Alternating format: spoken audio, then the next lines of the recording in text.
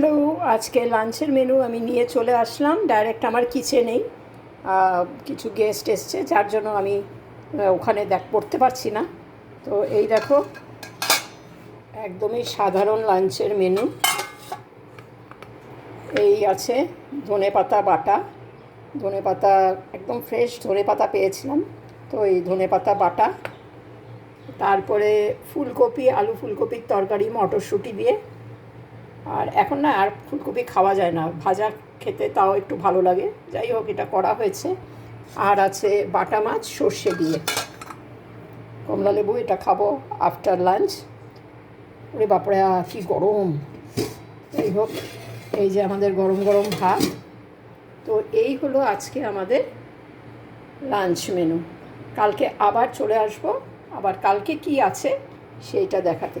এটা কিন্তু কার কার ভালো লাগে জানিও, খুবই টেস্টি। আমার তো ভীষণই ভালো লাগে কাঁচা তেল, সর্ষের তেল আর গরম ভাতের সাথে মেখে খেতে। আমি এটা রাত্রেও খাবো। চলো আজকের মতন বাই বাই।